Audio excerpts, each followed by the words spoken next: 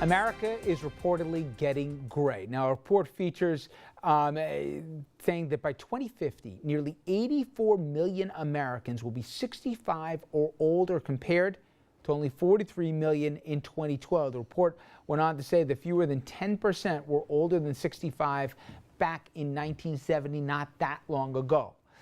The report went on to say that while demographers have long projected a significantly older country later this century, declines in fertility and mortality rates are hastening the shift, leading to what are expected to be profound changes for issues ranging from Social Security and health care to education.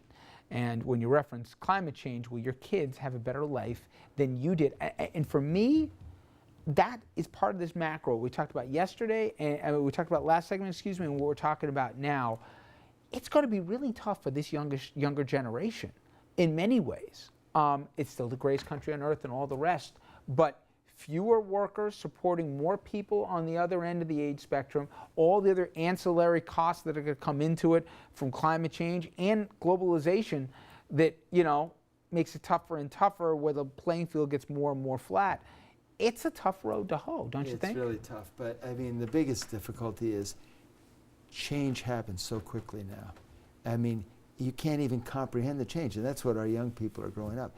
The only people that have a permanent job are policemen and firemen. They actually start there, and they're going to be there. They're not the only ones, but they're the unusual ones. Yeah. And they're going to be supporting a lot of old people, and what do you think the retirement age is in the not-too-distant future? It's got to go up, right? It's 67 now, and they took a while to phase it in, but no, it's going to have to go up. But the challenge is going to be, what do you say to a construction worker? I mean, can they really work at 67, 68, 69? So there's some workers that could work and some that won't be able to work that way. And you see already pensions, et cetera, like those things that a generation ago, took for granted, those things right now, those are luxuries, and pensions are gone, 401ks aren't providing what people are expecting that they're going to provide. People are living longer. And so you wind up with a lot of people who wind up not retiring or trying to stay at work into their 70s, into their 80s. That's not a bad thing. It's not necessarily a bad thing, but if you have to do it just to scrape by, that's a bad thing. If people who choose to work, that's one thing. But if you're an 85-year-old person who has to work every day, that seems seems a little contradictory to the society that we've tried to set up. And yet, years back they worked all their lives. Right.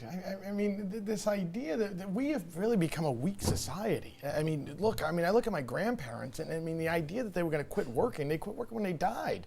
Not that everybody should do that. As you said, a construction worker who's lifted iron his entire life. They can't lift iron at 80, but at the same point, the guy who's done very well in life shouldn't be collecting Social Security at age 62 or whatever. There should be means testing. There should be means testing across the board for Medicaid, for Medicare, for et cetera, et cetera. What's that? You don't think that people should have the right to a retirement? If you can afford to retire, retire. You shouldn't have to. We already take fewer vacations than anybody else in the world. Now we're just going to work until we don't get to the grave. Asians take no vacations. Yeah. I'm just comparing to the most of the industrialized world. We take far fewer vacations, and Asian countries actually, I think, take more vacations than we do. You can't have 85 million senior citizens now in the year 2050, and a smaller number of people taking care of 85 million without doing means testing and changing the way you go about business. It's cruel to the kids. That's the bottom line. Of course it's going. How are they? Look, you got 1 in 6 Americans on food stamps right now. At some point, the people who are the caretakers are just not going to be able to do it anymore. So we just have to change the way we go about business so we protect our senior citizens. I don't want a senior citizen hungry, but I also don't want a rich Social Security guy who's made millions and millions of dollars collecting a Social Security check at age 62. That's unfair. But it is, though, when you put it all together, I got to tell you, they're dealt. I don't want to, bum you out if you're in your 20s or even younger. Hopefully you're not watching this. If you're younger, you should be doing something else. But they're going to have a tough lot, and a lot tougher than we had it. Let's just put it that way. And remember that poll question they always ask, will you do better than your previous generation, their parents' generation? For the first time, people are saying no. There's a reason, because when I was growing up, the economy grew at about 3.8%. So every 18 years, the wealth of your nation doubled. And so the key to all of this, is economic growth again.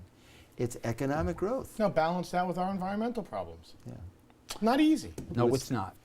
Now, when we come back, we're going to lighten things up a little bit. Politics in movies and TV, the earnestness of the West Wing, a favorite Andrew of mine, seems to have gone the way of the dodo bird, and you got some of the idiocy you see of TV politicians and the downright real nastiness of others, even the good TV stuff. Does this small screen change actually have a real impact on our real-world politicians and public servants? We'll talk about that with the guys after this.